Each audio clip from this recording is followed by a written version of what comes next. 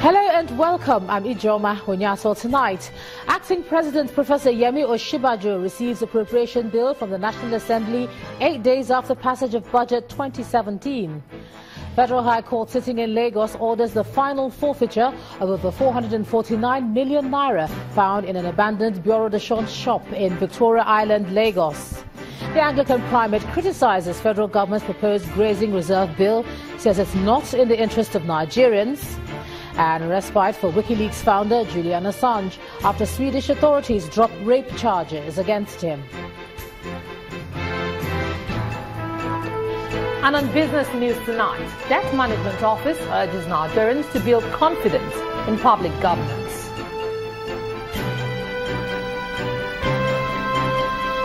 While on sports news, Abeka Basic School Ghana and St. Louis Academy of Benin Republic confirmed their participation in the 2017 Channels International Kids Cup.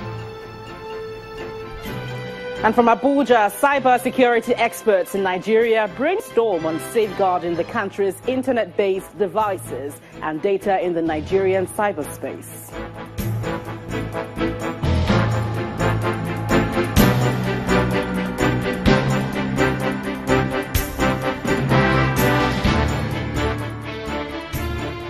We begin with the 2017 budget, which has finally made its way back to the presidency 8 days after the passage of the documents by federal lawmakers.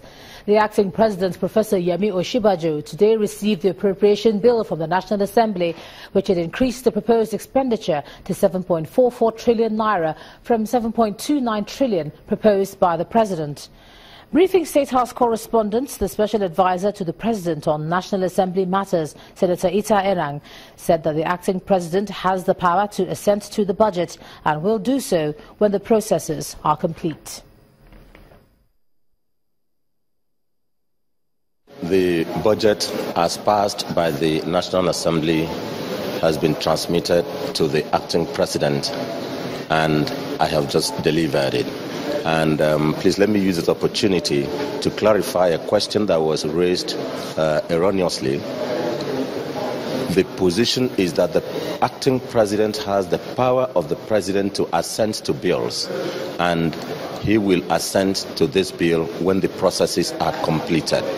The acting president had assent to previous bills on the 3rd of February. And there were about 7 or 8 of those bills. And on the 7th of February, the bills he did not agree with, including the lottery bills and the 2 other bills, he wrote to the Senate and the House of Representatives stating that he withholds assent to it. He has all the powers of the president as acting president. Meanwhile, the acting president, Professor Yemi Osinbajo, has directed the resumption of 24-hour operations at the Apapa port in Lagos within 30 days.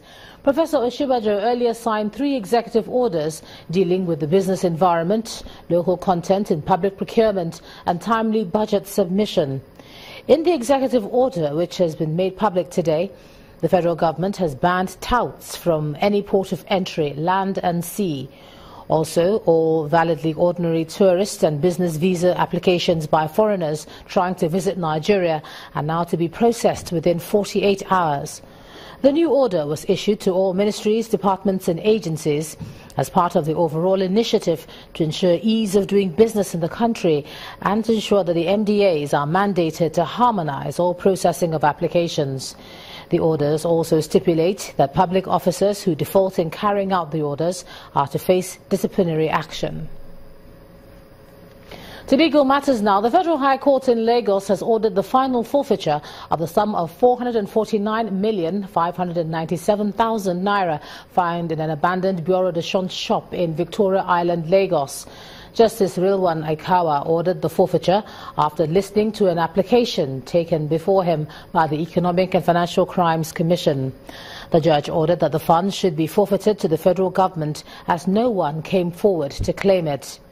On April the 19th, the judge had ordered the temporary forfeiture of the money and adjourned to today for one Muhammad Tawheed, who was linked with the money, and any other interested party to appear before him and give reasons why the money should be finally forfeited to the federal government. Counsel for the EFCC, Idris Mohammed, told the judge today that the interim order of April the 19th had been advertised in the newspaper on May the 11th so as to bring the case to the notice of Tawheed or any other interested party. He added that apart from the newspaper publication, Mr. Tawheed was also served with the motion on notice. He urged the judge to order the final forfeiture of the money since neither Mr. Tawheed or anyone else came forward to claim it.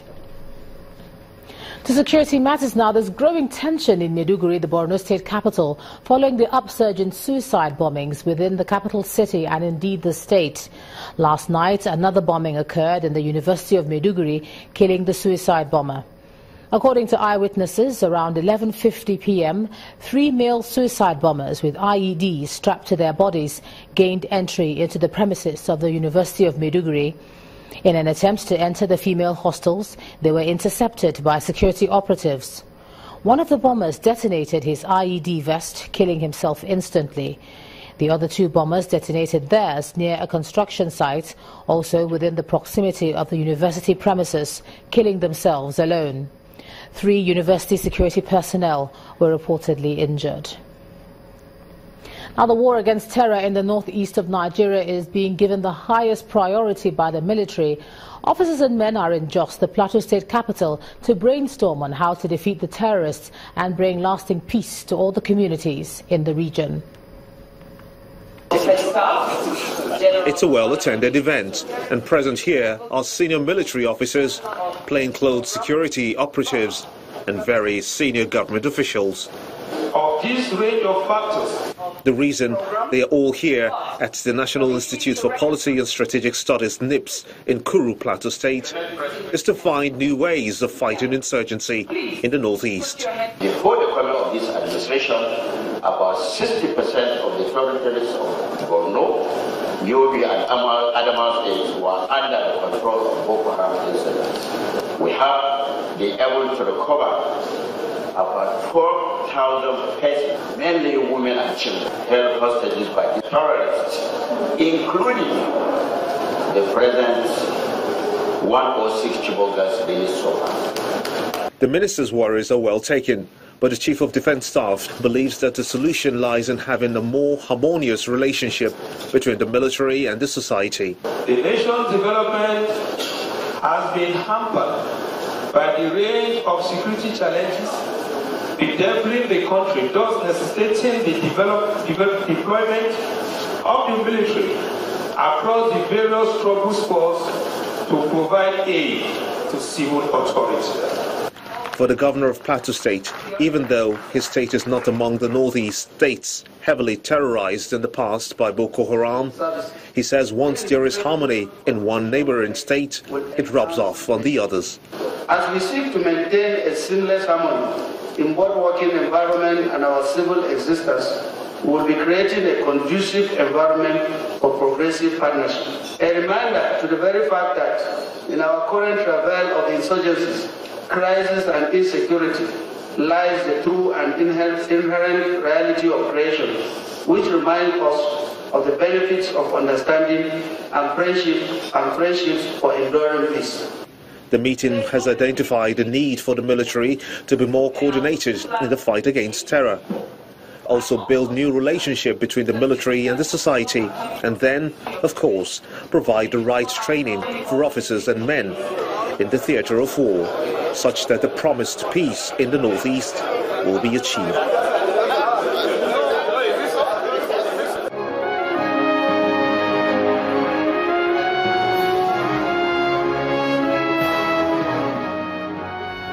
Members of the House of Representatives have promised to support the Chibok schoolgirls recently freed by Boko Haram insurgents to ensure that they realize their ambitions in life. The lawmakers made this pledge when they visited the 82 girls who are in the custody of the DSS in Abuja, where they donated 82 boxes filled with gifts to them. The House delegation also prayed with the girls and left them with words of encouragement. A delegation of the House of Representatives visiting the 82 freed Chibok girls at the Department of State Services Clinic in Abuja. The delegation is led by the chairman of the House Committee on Women in Parliament. The member representing Chibok community in the House is also present as the delegation gives words of encouragement to the girls. And you will join us to move Nigeria forward, to make Nigeria greater, to make Nigeria the greatest country in the world. You are welcome. Violent intrusion on your right to privacy, your right to education. For some heartless people to come in the dead of the night to come and take you away from school. Today, we are here, seeing you live and direct, and testifying that the best is yet to come for you. The delegation assured the girls that the House of Representatives holds them in high esteem and will support them in every way to ensure that they realize their ambitions in life. Amen. The members then prayed with the girls.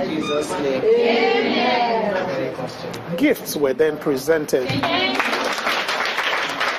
The lawmakers spent some time with them, promising to help them integrate into society. Lanre Lasisi, Channels Television News.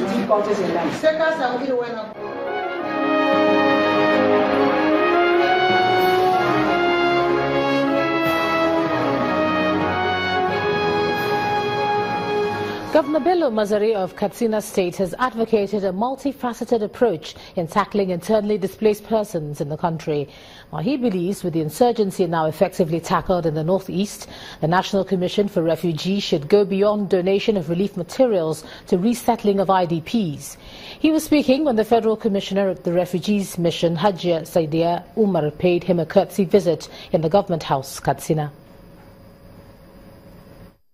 The fundamental issue is how do we resettle people. There are those who may like to go back, and there are those who will choose to stay back home permanently because of the very bad experience they have. So we need at the federal and state level to move further than one, for us as a state government, to identify those who have come back to stay and see how we can assist them, especially in the area of having a permanent accommodation, a place they can call their own home. 6 persons, including members of staff of an oil service firm, have been kidnapped in Warri North Local Government area of Delta State. The Delta State Police Command confirmed the abduction, saying the people were forcefully taken away by the kidnappers on their way back from an official assignment. The spokesman of the police in the state, Andrew Ainamaka, says efforts are on to track down the perpetrators.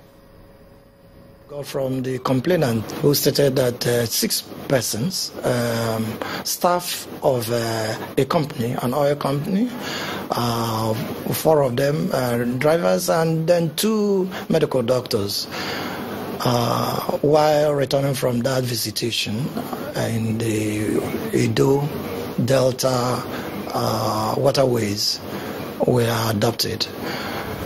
Immediately the information got to us, the police swung into action. Of course, you know that a case like this requires lots of intelligence and information. We thank God that our sister agencies are also assisting us in this regard. And all we can assure is that the hoodlums, whatever they are, will be brought to book.